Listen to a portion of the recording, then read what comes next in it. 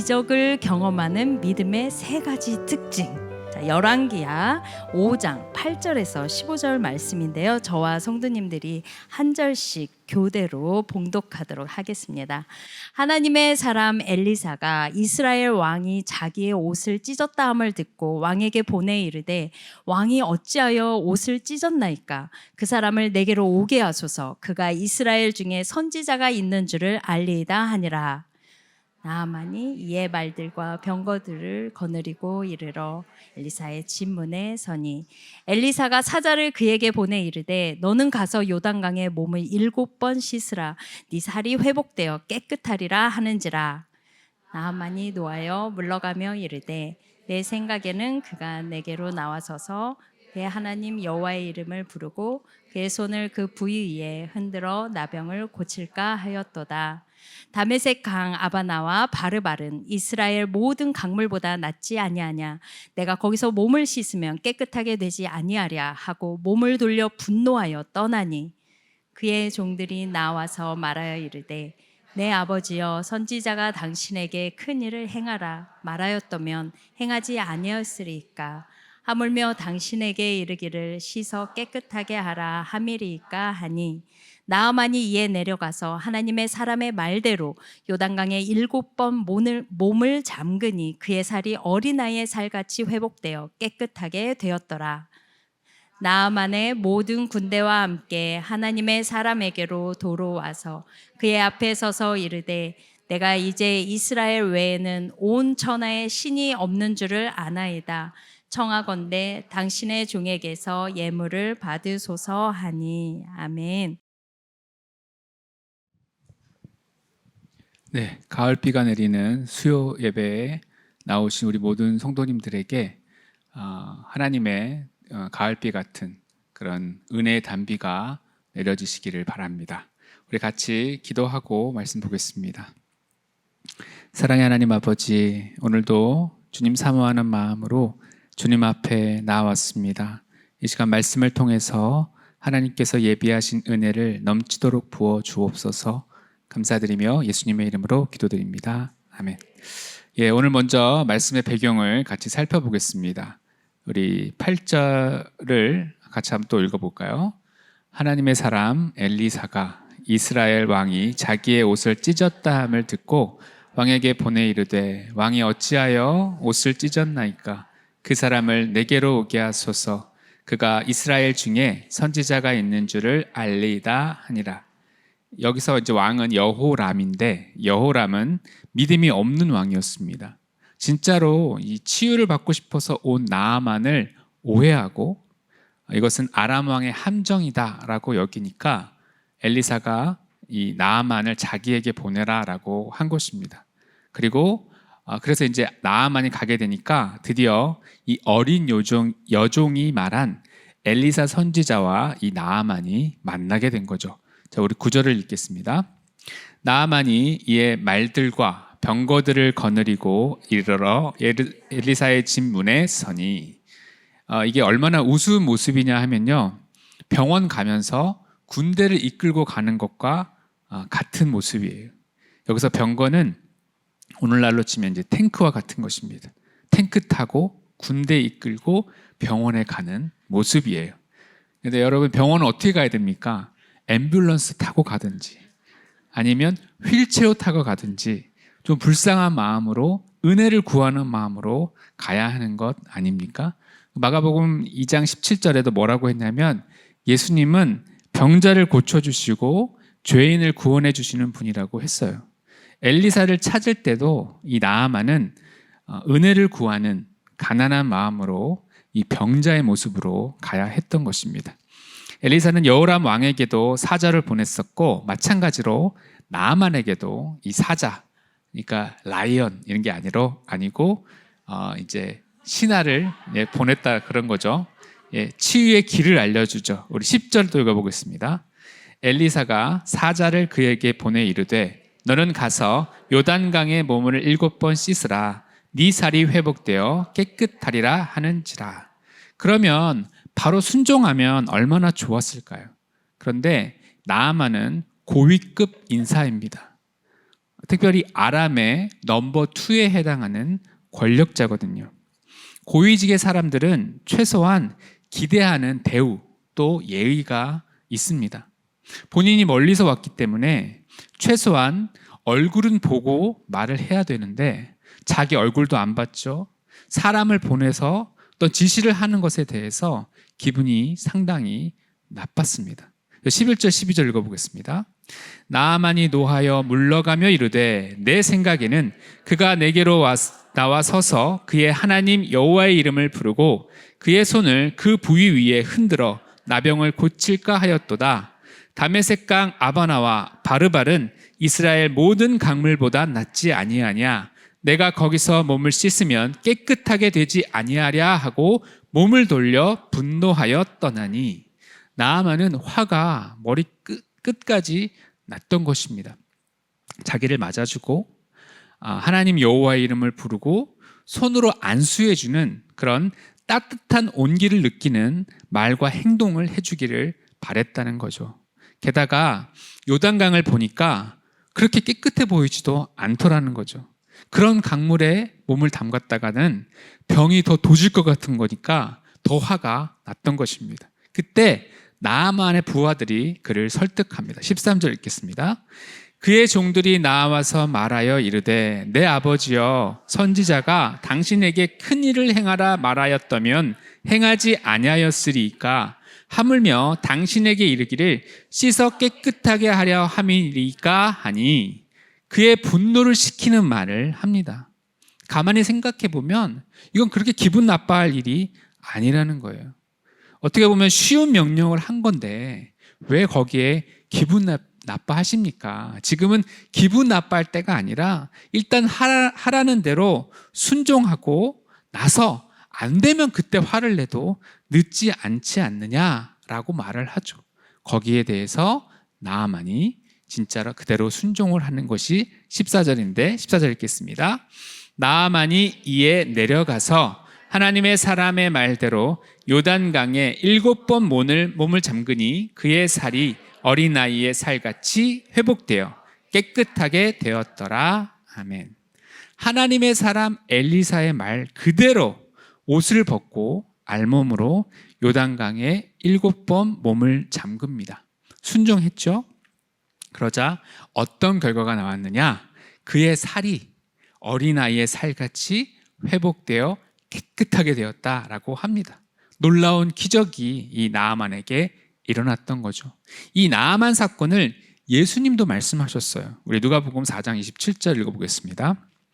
또 선지자 엘리사 때에 이스라엘에 많은 나병 환자가 있었으되 그 중에 한 사람도 깨끗함을 얻지 못하고 오직 수리아 사람 나아만 뿐이었느니라. 아멘.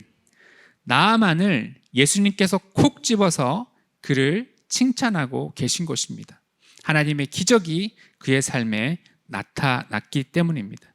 예수님이 칭찬하신 나아만을 통해서 기적을 경험하는 믿음의 3가지 특징에 대해서 함께 살펴보겠습니다.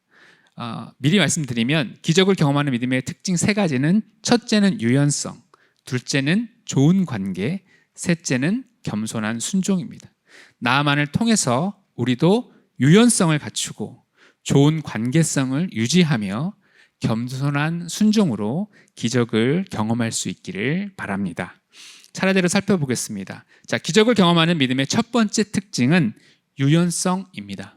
우리 창립 기념 주일에 한홍 목사님 통해서 들었던 새 포도주는 새 부대에라는 말씀에도 나오죠.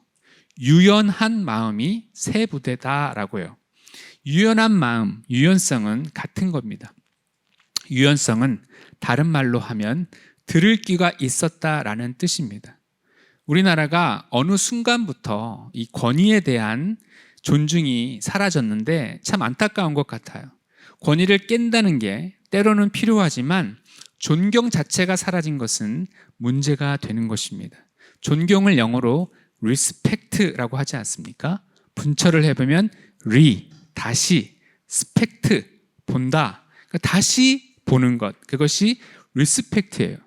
어느 분야든지 지도자가 되거나 고위직에 올라간 사람을 보면 그 사람에게는 남들과는 다른 어떤 비범함이 있습니다. 그렇기 때문에 그렇게 생각하고 그를 바라봐야 우리가 배울 수가 있는 거예요.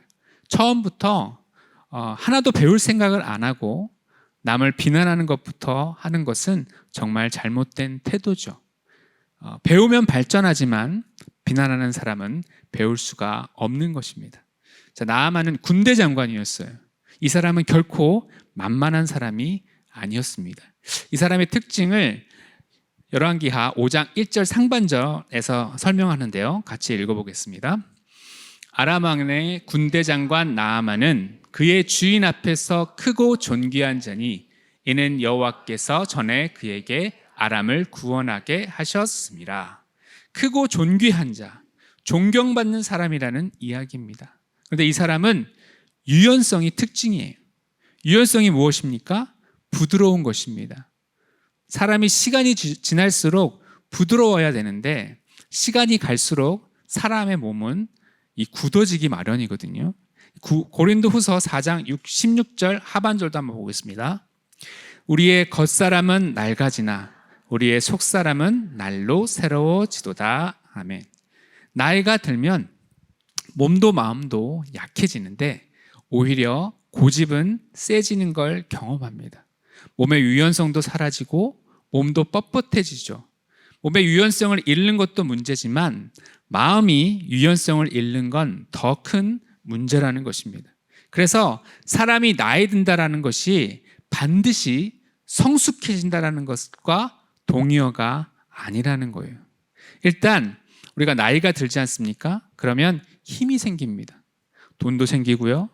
그리고 지혜와 경험이 축적이 되게 되어 있습니다. 그래서 나이를 들면 들수록 우리가 자기중심적이 될 가능성이 커집니다. 즉, 나 자신, 에고에 사로잡힐 가능성이 크다는 거예요.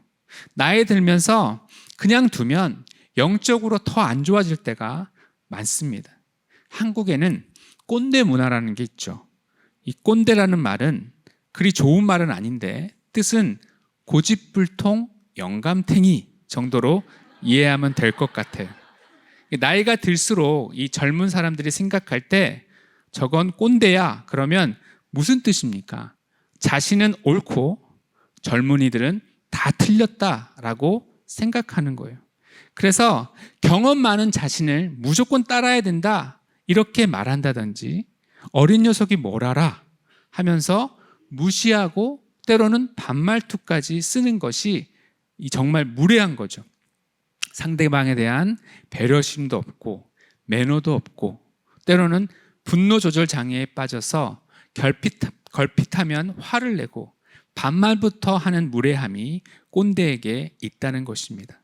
사람이 이 꼰대가 되어간다는 그것의 뿌리에는 바로 교만함이 있기 때문에 그렇습니다.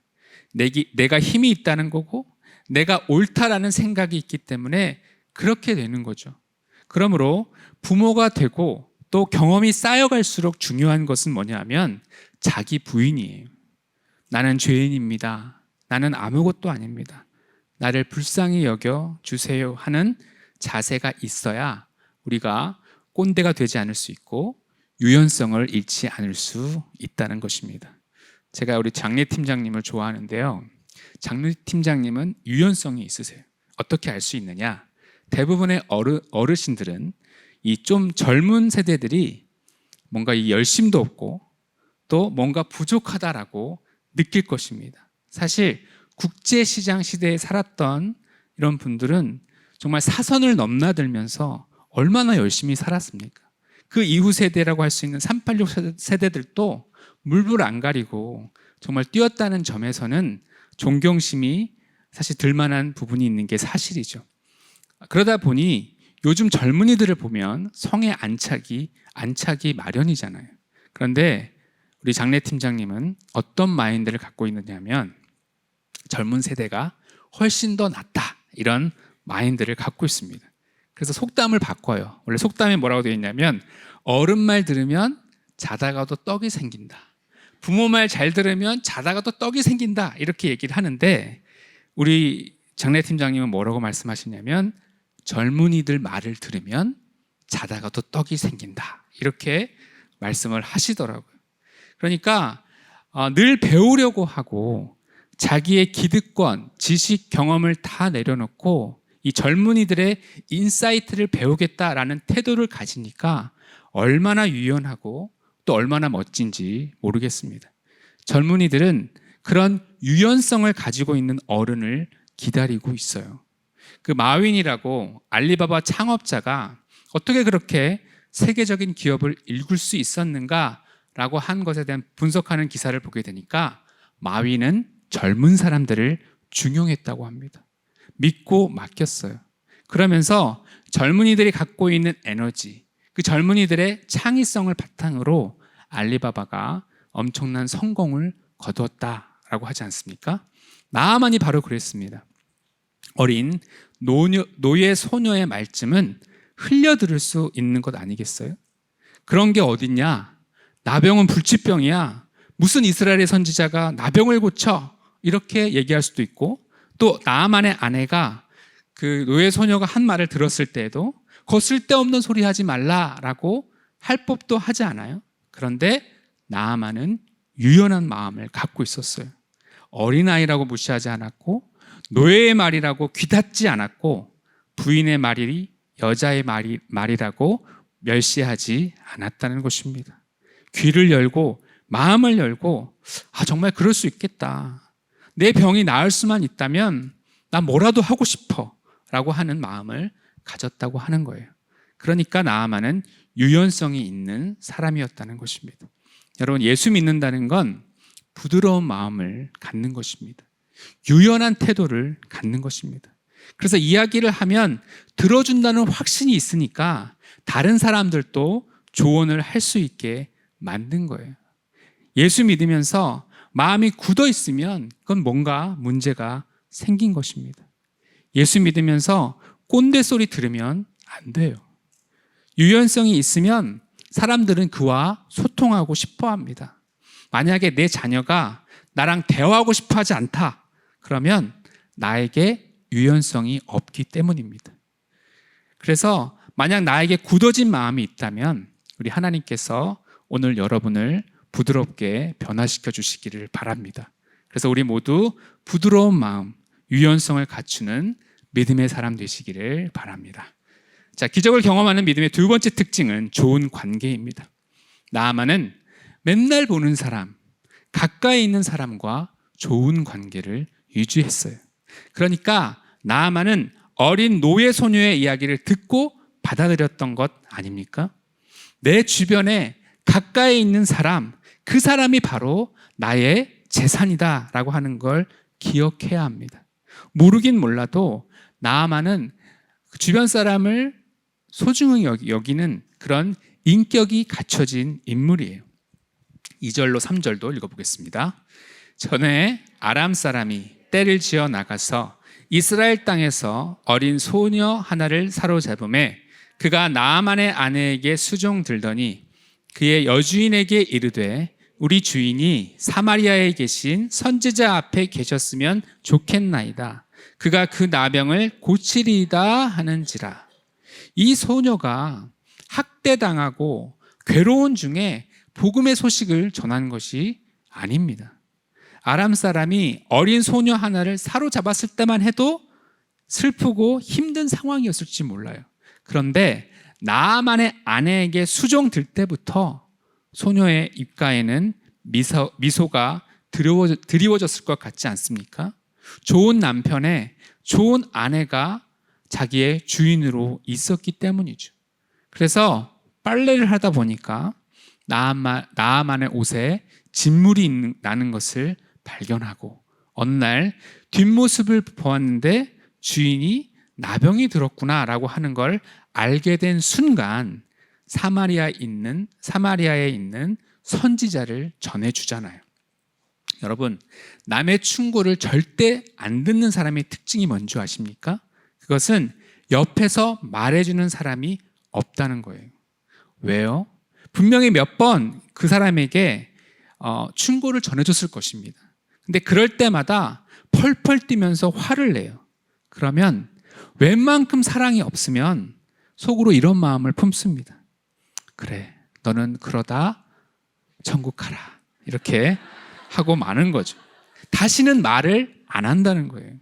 그런데 노예 소녀가 나병에 걸린 걸 마음 아파하면서 사마리아의 선지자가 치유할 수 있다고 말할 수 있었다는 건 평소에 이런 말을 하면 그가 들을 것이다 라고 하는 확신이 있기 때문이 아닐까요? 이 어린 소녀만이 아니죠. 어쩌면 나아만이 치유를 영영 받지 못할 상황에 놓였을 때 그의 부하들이 뭐라고 말합니까? 우리 13절을 읽어보겠습니다. 그의 종들이 나와서 말하여 이르되 내 아버지여 선지자가 당신에게 큰 일을 행하라 말하였다면 행하지 아니하였으리이까? 하물며 당신에게 이르기를 씻어 깨끗하게 하려 함이리이까 하니. 여기서 종들은 부하들이라고 봐야겠죠. 이 부하들이 나아만을 뭐라고 부릅니까? 아버지여 라고 불러요. 아버지여. 와, 정말 존경과 사랑이 담겨 있는 단어가 아닙니까? 이 나아만의 인격이 그랬다라는 거예요. 그러면서 그를 설득하잖아요. 아버지, 무릎 꿇은 상태로 저 헐몬성까지 올라갔다가 내려오기를 7번 해. 그래도 낫기 위해서라면 무릎에 피가 나면서까지라도 올라갔다 내려왔을 것 아닙니까? 근데 7번 요 강물에 몸 잠그는 게 뭐가 그렇게 큰일입니까? 그런 말을 하니까 또 나아만이 그 말을 듣잖아요. 나아만은 보통 인격의 사람이 아닌 것입니다. 이렇게 관계가 좋으면요, 내가 잘못된 방향으로 가려고 할 때는 옆에서 아낌없는 조언을 해주는 사람을 두게 되어 있어요. 그리고 그 조언을 잘 들으면 삽니다. 사람들이 결정을 잘못할 때는 두 가지 때문이에요. 하나는 분노에 가득 찼을 때 이성이 작동하지 않고요. 또 하나는 그리드, 즉 탐욕에 가득 찼을 때 이성이 작동하지 않습니다. 나아만은 엘리사 선지자가 얼굴도 안 비치고 강에다가 몸 씻으라는 이야기만 다른 사람을 통해서 해주니까 거기에 대해서 마음이 상했고 굴욕을 느꼈어요. 그래서 화가 났던 것입니다. 그러다 보니까 자기가 먼 거리를 와서 어떤 말씀이든 순종해야 나을 수 있다는 것을 까맣게 잊어버린 것입니다. 그런데 인격적인 관계를 유지해 오니까 부하들도 분노하는 나아만을 타이르면서 이성적으로 생각하도록 돕지 않았냐라는 거예요. 아버지라고 불렀다고 하니까 제가 들었던 군목 목사님 생각이 납니다. 저도 군목 후보생이었다가 포기하고 미국으로 이민을 갔었거든요. 이민을 안 갔다면 아마 군목으로 섬겼겠죠. 이 군목 목사님 중에 레전드 같은 목사님이 신용백 목사님이라는 분이에요. 이분은 군목 중에서도 제일 높은 계급이 군종감인데 대령으로 군목 중에서는 제일 높은 계급까지 올라갔던 분이에요. 이분이 항상 병사들을 대할 때는 병사들에게 아들아라고 불렀습니다. 그리고 장병들도 이 목사님을 아버지라고 불렀다고 합니다. 그렇게 된 이유는 목사님 가정에 자녀가 없었기 때문이에요. 하나님께서 안 주신 자녀에 대해서 원망하지 않고 하나님께서 군 장병들을 나에게 보내주신 아들들이구나 라고 생각하고 그들을 지극정성으로 목양하면서 섬겼기 때문에 많은 또 장병들이 목사님을 통해서 위로받고 힘을 얻는 일이 일어났던 거예요. 이 목사님이 이제 제대 후에 청빙을 받아서 이제 담임 목회를 하고 있었는데 어느 날 갑자기 말도 하지 않고 어디를 갔다 온 거예요. 알고 봤더니 이분이 이 수술을 받고 오신 것입니다. 어떤 수술이냐면 장기 기증으로 콩팥을 떼어주고 오신 거예요. 그것도 가족이 아닌 생면부지의 만성 신부전증 환자에게 주었다고 합니다. 1년에 이 자기 가족 친지가 아닌 이들에게 장기를 기증하는 일은 10건도 채 되지 않는다고 해요. 콩팥을 하나 떼어주면서 3가지 기도를 했다고 합니다. 하나님, 제 콩팥이 30, 40대의 젊은 분에게 갔으면 좋겠습니다. 2번째, 남자였으면 좋겠고요. 3번째, 비기독교인이었으면 좋겠습니다 라는 기도를 했어요. 왜냐하면 30, 40대는 더 왕성하게 활동할 수 있기 때문이고, 여성은 아무래도 남자 장기 받는 걸 좀 부담스러워할 수 있기 때문이며, 믿지 않는 사람에게 사랑을 나타내주고 싶었기 때문입니다. 그런데 하나님께서 이 3가지를 다 응답해 주셨다고 해요. 40대, 그것도 남성이 이식수술을 받았고 삼성병원에서 받았는데, 삼성병원 역사상 가장 성공적인 이식이 되어서 한 번도 거부 반응이 없었으며, 수술을 받은 분의 본가 처가 8명 모두가 예수님을 믿게 되었다고 하며, 무엇보다 목사님이 이분을 아들로 부르게 되었고, 이식받은 분도 목사님을 아버지라고 부르게 되었다고 합니다. 네, 부하들이 나아만에게 아버지라고 불렀다는 건 어쩌면 나아만 역시도 부하들을 아들로 생각했다는 이야기고, 나아만도 자녀가 없었지 않았을까라는 생각이 들어요. 이처럼 나아만은 좋은 관계를 유지했고 가까이 있는 사람들을 소중히 여긴 사람이었습니다. 자기 가족을 잘 돌보는 사람이었고, 자기 여종, 자기 부하들에게 존경과 사랑을 받고 열린 마음으로 그들을 진심으로 위했던 사람이었던 것입니다. 사랑하는 여러분, 믿음은 영적인 것이지만 동시에 실제적인 것입니다. 나 혼자만 잘 되는 게 아니라 나 때문에 내 가족이 잘 되고 내 친구들이 잘 되고 내 주변의 사람들이 잘 되는 게 믿음의 실제성이에요. 나아만은 어쩌면 이런 면에서 미리 준비가 된 사람이었던 것입니다. 그의 평생의 삶에서 그는 주변 사람을 소중히 여기고 아름다운 관계를 만들어 왔던 사람이니까 어떤 유익을 누리게 되었습니까? 자칫하면 온전한 치유 앞에서 그 치유를 못 받고 돌아갈 뻔하지 않았냐라는 거예요. 기대대로 대우받지 못해서 자존심이 상처를 입었기 때문에 분노 속에서 그냥 돌아갈 뻔 했었는데, 평소에 좋은 관계를 유지하니까 결정적인 순간에 부하들의 조언이 있었고, 그 조언으로 인해서 말씀대로 순종할 수 있게 된 것이 아니냐라는 거죠. 우리도 우리 주변의 사람들을 하나님이 주신 축복으로 알고 좋은 관계를 바탕으로 존경받고 사랑받으며, 또 여기에 대해서 섬김과 사랑으로 매일매일 선한 영향력을 끼치는 저와 여러분이 되기를 바랍니다. 자, 기적을 경험하는 믿음의 3번째 특징은 겸손한 순종이에요. 이 3번째가 사실 가장 중요한 특징이죠. 그런데 나아만이 순종하는데 걸림돌이 있었습니다. 자기 같은 VIP에게 버선발로 달려나오는 극진한 환대를 기대했는데, 환대는커녕 집안에 들이지도 않은 채 사람을 보내서 요단강에 7번 목욕을 하라는 것만 말하고 말았던 거죠. 그러면 여러분, 엘리사는 왜 이렇게 나아만에게 좀 차갑게 대했냐라는 거예요.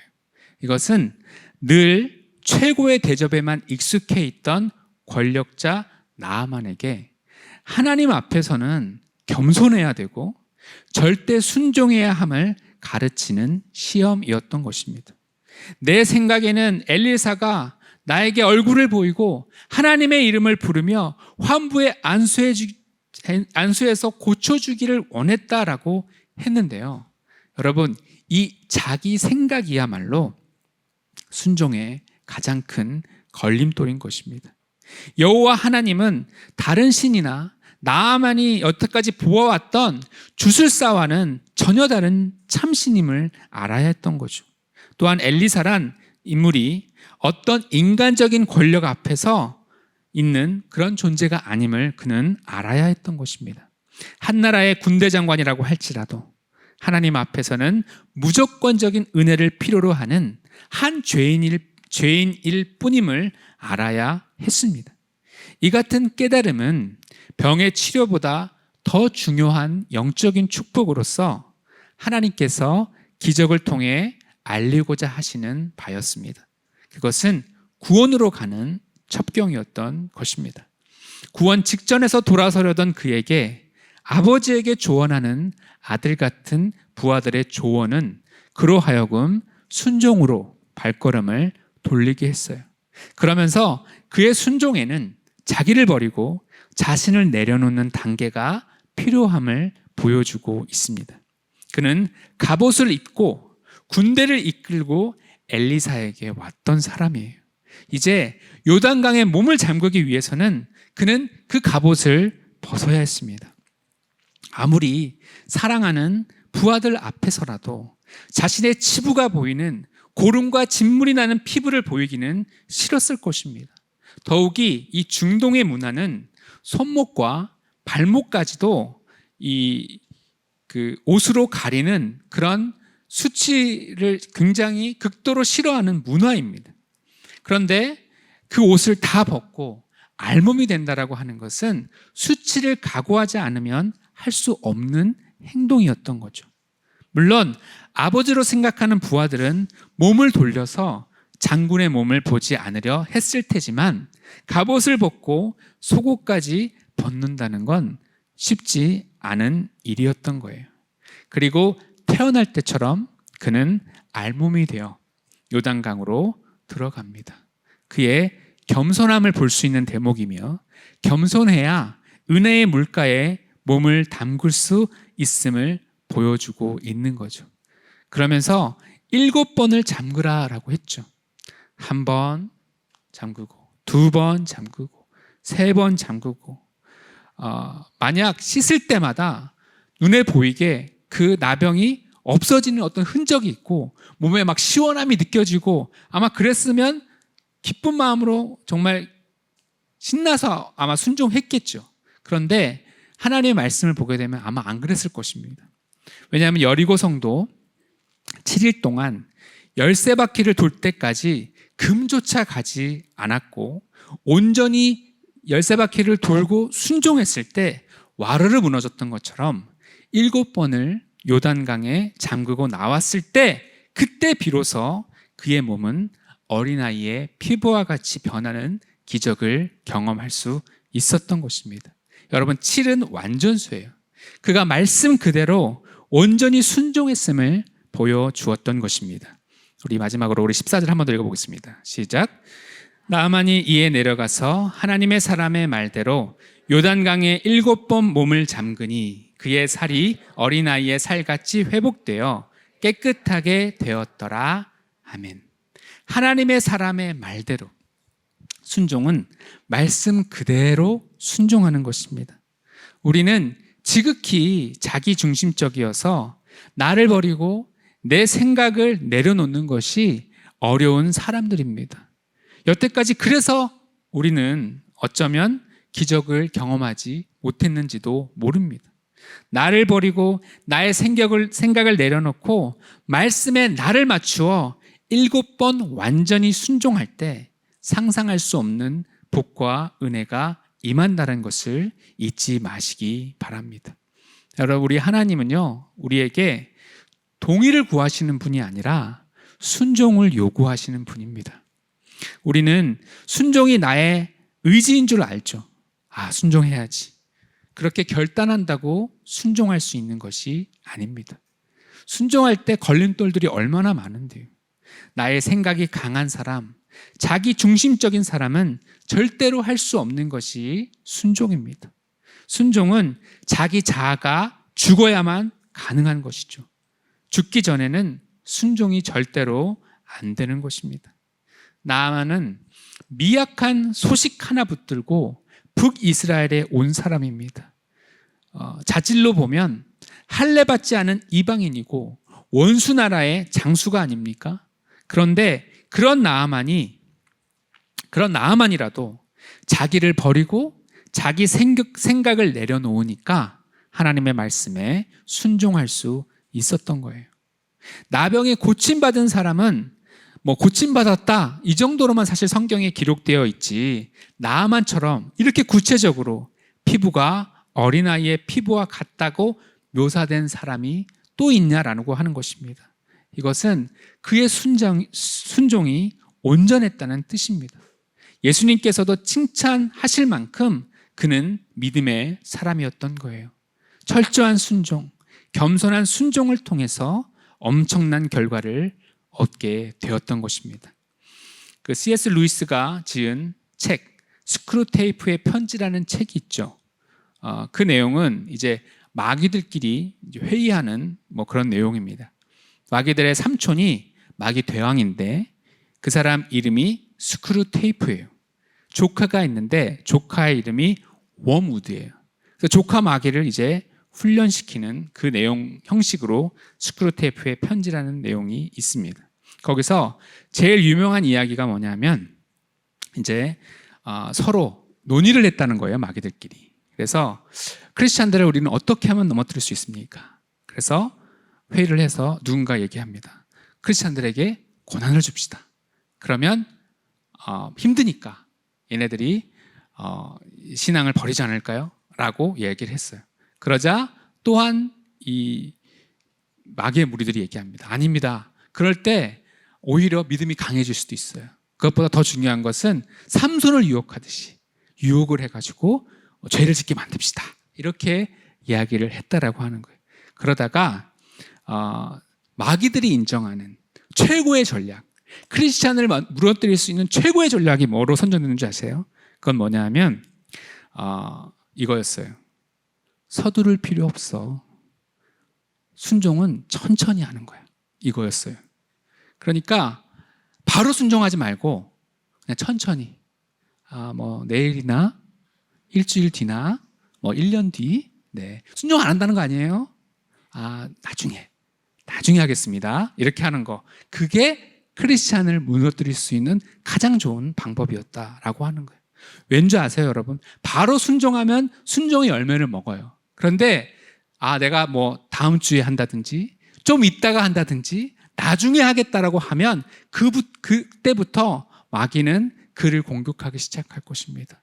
전화가 오고 여러 사람이 방해를 하고 그럼 거기에 그 결심이 무너지게 되겠죠. 처음에 하나님께로 받았던 말씀이 무뎌지게 되고 사람들이 혼란스럽게 하는 상황에 몰입하다 보면 내가 나중에 순종하기로 했던 것을 까먹거나 잊어버리거나 아니면 아예 순종조차 하지 못하게 된다라고 하는 것입니다. 그러므로 우리가 말씀을 들었다면 이 머리로 이해한 다음에 마음으로 믿어졌다면 입으로 선포하는 것처럼 우리는 바로 순종해야 되는 거예요. 그럴 때 마귀의 공격을 막고 기적을 맛보는 인생을 살게 될 줄로 믿습니다. 결론을 맺겠습니다. 순종에 관한 가장 최고의 모범은 우리 예수님에게서 볼 수 있죠. 우리 모두 예수님의 마음을 품을 때 우리 모두 겸손한 순종을 하게 될 줄로 믿습니다. 빌립보서 2장 5절로 8절 함께 읽어보겠습니다. 너희 안에 이 마음을 품으라. 곧 그리스도 예수의 마음이니 그는 근본 하나님의 본체시나 하나님과 동등됨을 취할 것으로 여기지 아니하시고 오히려 자기를 비워 종의 형체를 가지사 사람들과 같이 되셨고 사람의 모양으로 나타나사 자기를 낮추시고 죽기까지 복종하셨으니 곧 십자가에 죽으심이라. 아멘. 예수님은 태어나신 것부터 순종으로 시작하셔서 이 땅에 종의 모습으로 순종으로 섬기시다가 십자가에서 죽으심으로 온전한 순종이 무엇인지를 보여주셨어요. 겸손한 순종을 보여주신 예수님의 마음을 품고 순종하는 저와 여러분이 되시기를 바랍니다. 말씀을 정리하겠습니다. 사랑하는 성도 여러분, 기도의 자리를 꼭 지키시기를 바랍니다. 말씀의 자리를 늘 사모하시기를 바랍니다.